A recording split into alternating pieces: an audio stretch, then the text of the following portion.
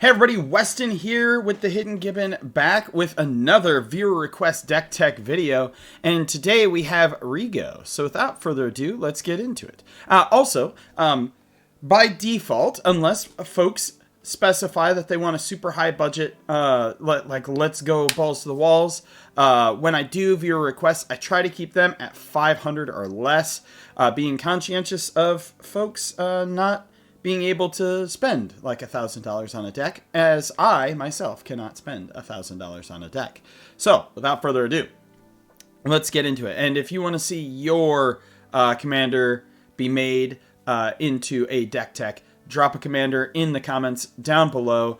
Also, if you have a deck that you just want to see showcased, drop the Moxfield link. I'll get that done for you. I will give you full credit, praise your deck, try to see what's going on with it. Or if you have a deck that's just struggling, needs some help, link the Moxfield in the comments. I will also get that done for you. I'm going to try to do my best. I may not be the best deck builder in the world, but I have been playing for 24 years and might know some cards that you might not. So, but who is Rigo? Rigo, Streetwise mentor, is very dapperly dressed here. Look at this guy. He's looking pretty spiffy. He's a cat citizen. He's a 2/2 for hybrid green and white, 1 white, and hybrid white and blue, making him a Bant commander. And Rigo, Streetwise mentor, enters the battlefield with a shield counter on him. Which is, if it would be dealt damage or destroyed, remove the shield counter instead. And whenever you attack a player or a planeswalker with one or more creatures with power 1 or less, draw a card. So obviously we know what we're going to probably be doing in this deck, right? We're going to use our little weenies right off the bat to hit, draw some cards, draw us into some more things, and then try to barrel our way into a win con. So we do have one planeswalker in here. We have Elspeth, Stormslayer. If one or more tokens would be created under your control, create twice that many tokens instead. That's why she's in here. She creates a soldier. She puts a 1/1 counter on each creature you control. Those creatures gain flying until end of turn. So she can also work as a finisher, right? Because you're pumping all of your dudes. This is a go wide deck. We're gonna create an army of the proletariat. We got our street urchins, we've got our common folk here. We're gonna rise up and we're gonna smash some tables. And then -3 is destroy target creature an opponent controls mana value 3 or greater. We have 18 creatures in here. All of them are either 1/1s themselves on a budget, or they are things to help support our 1/1s. So we do have Blighted Agent in here because, I gotta be a jerk sometimes, and it has Infect. It is unblockable, right? And since it's unblockable, it'll connect, it'll do its Infect. But this is important to note that it deals its damage in the form of -1/-1 counters and in the form of poison counters. So it will trigger still with Rigo, because it's when you attack a player with 1 or more. So, you get a card off of it, and you get to poison someone. We have Curious Farm Animals. From the avatar, they're a 1/1 for 1.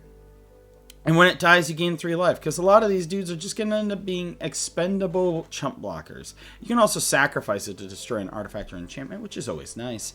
We have Dragon Sniper, Vigilance, Reach, and Death Touch. Death Touching creatures, like a 1/1 with Vigilance, Reach, and Death Touch, is extremely high value for the amount of mana that you're spending to get it, right?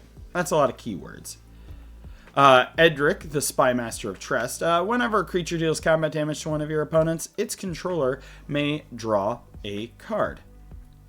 Note, this doesn't just affect you, but also your opponents. And also note that Blighted Agent doesn't deal combat damage. He deals Infect counters, and so he will not trigger Edric. We have Faramir, Prince of Athelion. At the beginning of your end step, choose an opponent. At the beginning of that player's next end step, if you draw a card if they didn't attack you. Otherwise, like if you have somebody who's been pestering you and attacks you, you get to create 3 1/1 white human soldier creature tokens. We have Goldforged Thopterix, which is flying, lifelink, and each legendary permanent you control has Ward 2. So it gives your commander Ward 2. And some of your other things like Faramir and Edric, right? We have Goodle Lurker. It can't be blocked and has Megamorph. You may cast this card face down for 3, and when you turn it face up for its Megamorph cost, you put a 1/1 counter on it. So it goes from a 1/1 to a 2/2. Healer's Hawk, classic card, 1/1 for 1 flying. Invisible Stalker, hexproof, and can't be blocked. Kindly customer, when this creature enters, you draw a card. We also have Mischievous Mystic. Whenever you draw your second card each turn, create a fairy. Sack Tribelder. We have a Scoot Swarm. Landfall, you know, you make bugs. When you have 6 or more lands, you make scoots, and then you make lots and lots and lots of scoots. We have Silent Hall Creeper here. I love this card. I play him a lot in my arena decks, which is he can't be blocked, and whenever he deals combat damage to a player, choose one that hasn't been chosen. Put 2/1/1 counters on him, draw a card, or he becomes a copy of another target creature you control. So just good generic value. Please do not copy a legendary creature because he still becomes a copy of it, even the name, and so they will blow up. Slitherblade can't be blocked, 1/2. Soltari Foot Soldier, he's got Shadow. He's a 1/1 for 1. We have Tetsuko Umezawa Fugitive, which is creatures you control with power 1 or toughness 1 or less can't be blocked. And then we have Tusky, Bearer of Secrets. For sorceries, we do have a lot of ramp in here. Mainly because, you know, when we're running the Scoot Swarm, we want to have some natural, like, cards to be able to ramp out. So we have Cultivate, Kodamas Reach, Rampant Growth, Nature's Lore, Farseek, and 3 Visits. Also, it's just good in general in any deck that you have that's 2 or more colors to have some form of ramp in it, especially, like, if you're running in green with 3 colors and you don't have ramp, it's going to be a little bit rough on you. I'm not saying you're a bad deck builder. I'm just saying that, like, for consistency's sake, you want to have some ramp. Then we have Citywide Bust, destroy all creatures with toughness 4 or greater. We have Martial Coup, create X 1/1 white soldier creature tokens. If X is 5 or more, destroy all other creatures. We have Pest Infestation. I love this card. I really do. It's X, X, and 1. Destroy X target artifacts and or enchantments. Create twice X black and green pest creature tokens with when this token dies, you gain 1 life. We have a rampant... yeah, I already said a rampant growth. Holy cow. Friends, I woke up about an hour ago. I can only do these videos when I'm extremely tired. These are the rules. The Battle of Bywater, which is destroy all creatures with power 3 or greater, then create a food token for each creature you control. So with all your little weenies down on the field, they will live, you will get foods, and it will be a fun time. And then we have ourselves a win condition. Triumph of the Hordes. Until end of turn, creatures you control get +1/+1, gain Trample, and Infect. So you're going to create a bunch of tokens. You're going to have a bunch of your little dorky guys out here, and then you're going to give them all Infect, and you're going to overrun your opponents because, you know what? Dealing 30 to players is a hell of a lot better of a prospect than dealing 120.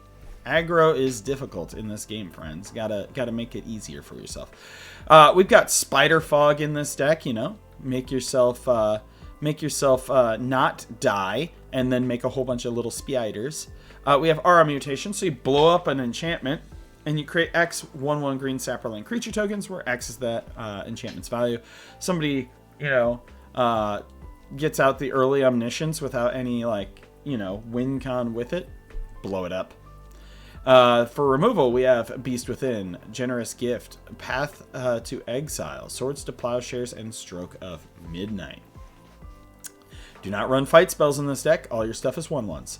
We have Exotic Pets, which I like the art on it. Tropical Fish. It's a bank instant from New Capenna. Create 2 blue fish tokens with this creature can't be blocked. Then for each kind of counter among creatures you control, put a counter of that kind on either of those tokens. So, you know, if you have the shield counter left on your commander, you can put shield counters on it.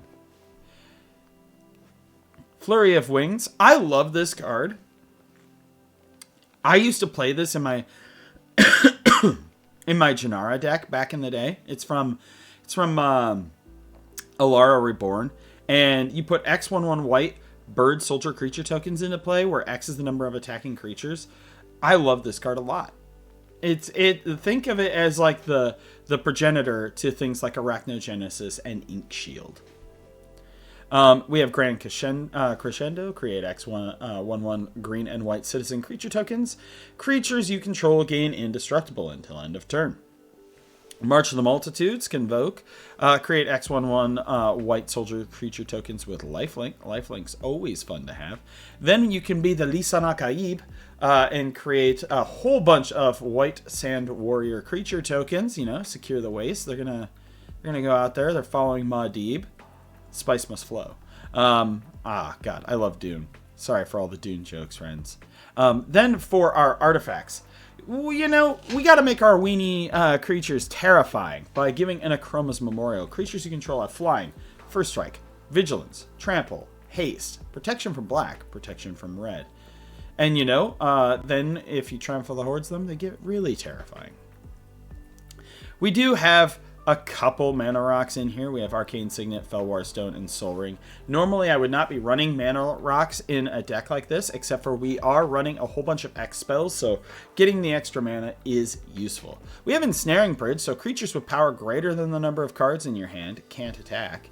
We also have the Meek Stone, so creatures with power 3 or greater don't untap during their controller's untap steps. The Meek Stone is good. The Meek Stone is life. The Meek Stone is love. Play this card in this deck. I promise you, play this card in this deck to protect yourself. We have a Catcher's Monument, so white creature spells cost 1 less to cast, and whenever you cast a creature spell, create a 1/1 white warrior creature token with vigilance. We have Throne of the God Pharaoh. At the beginning of each end step, each opponent loses life equal to the number of tapped creatures you control, and then we have ourselves a Skull Clamp. Then we have Feywild Visitor. Commander creatures you own have one or more non-token creatures you control deal combat damage to a player. You create a 1/1 blue fairy dragon creature token with flying. We have Flowering of the White Tree, so our legendary creatures get +2/+1 and ward 1, and our non-legendaries get +1/+1. Ghostly Prison and Propaganda are in here, again, to help protect ourselves from being attacked. We have Growing Rights of Itlamok in here, because it is a Gaia's Cradle we have at home, and when we are making so many tokens, it is good to have lots of mana to dump into our big X cost spells. Then we have Opposition. This card is good. This card is great. Tap an untapped creature you control, tap target artifact, creature, or land. You can create lots of tokens, tap down your opponent's stuff, and then start tickling them with your tiny little 1/1s. We have Skrull's Hive in here. You know, he's doing his things, creating some little Phyrexian mites. We have Tokasia's Welcome, which is whenever one or more creatures you control of mana value 3 or less enter, you draw a card. This ability triggers only once each turn. Wizards has gotten real gun-shy about anything being able to trigger more than once. Unless its name is Nadu. I don't know what happened. You know, that one was twice and it was busted per thing. But, you know, Takasa's Welcome is pretty fair. And then we have Wild Growth to add some extra mana. For our lands, we're running a budget list here. So, you know, Castle Ardenvale, we have Command Tower. Now, Reliquary Tower is in this deck mostly because you're going to be drawing a bunch of cards, right? A lot of cards. You don't want your card, or you don't want to discard those cards. We do have Azorius Chancery in here, as well as the other bounce lands, the check lands, Sun Pillow Grove, etc. And then we have the temples in here with some budget fetches. One card I could recommend that you add into your enchantments is the card Reconnaissance, because when you attack, you can pay 0 to remove them from combat and they're no longer attacking. And that is a fun little trick to draw some cards while being able to keep your guys from dying to bigger things. Well, let me know how the viewer request went here. Let me know what you think of Rigo as a deck. And as always, I am Weston with the Hidden Gibbon, and I hope you all have a wonderful day.